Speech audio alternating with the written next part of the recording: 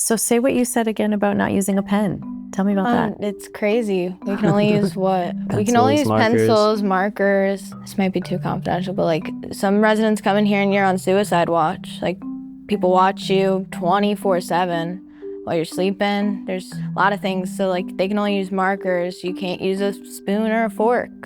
Gotta use them it's not even plastic, it's paper. Yeah, like it's just so different. We should be having a broader conversation around the role of the youth justice system.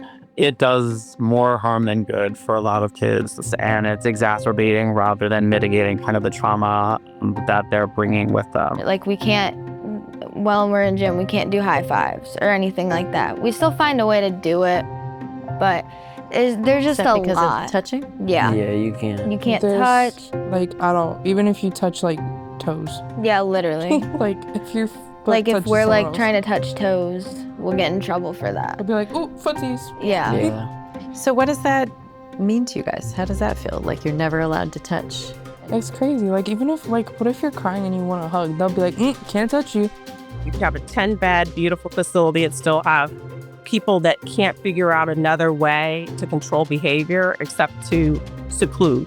This place there's not a lot of stuff to do. Mm-hmm.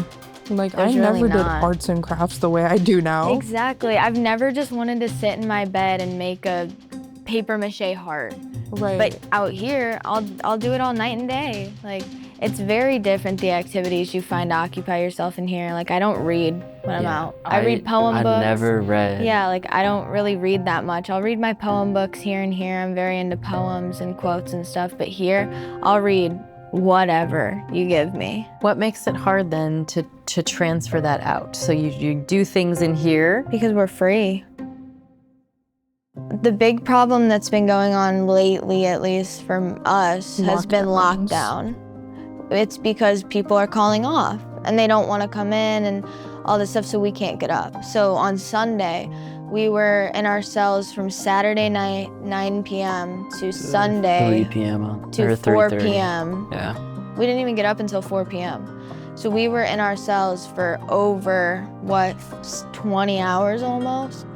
Like, it's a big thing. They say like, oh, we care about you guys, but it's like, I know what it's doing to us. Exactly. Every time they call off or don't show up. Exactly.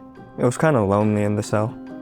And like during the weekends, like nobody would be working, and so like you would sit in your cell for like probably like 12 hours or so. Friday I was supposed to see him, and once we drove all the way out there, a half hour away, we were told that they were understaffed and that he could not be brought out to see us. So we were devastated, because here he's been in jail for more than 24 hours and, nothing. I don't owe anything. I barely even spoke to him. I was allowed to speak for him for less than 5 minutes. I think it was 3 minutes that he was time that he could speak to me.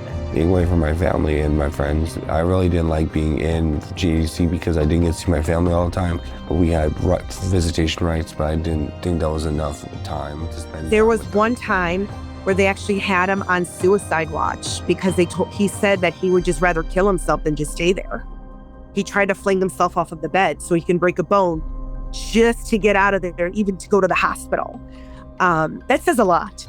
The ways in which we default to a law enforcement strategy in response to children in crisis. We have children who are hurting and responding in trauma, and yet we respond not with an effective best practices trauma response, but we're responding with a law enforcement frame.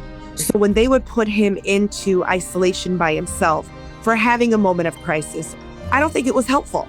Why would you even keep him there for 80 plus days looking for placement? What purpose, other than it being a holding pen, did you keep him there?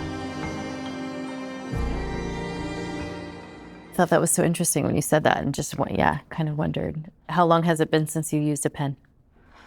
Well, I used Brandon's the other day. Brandon has a really nice pen, but He does. isn't that pen like heaven? I know, dude. So smooth. It's so smooth.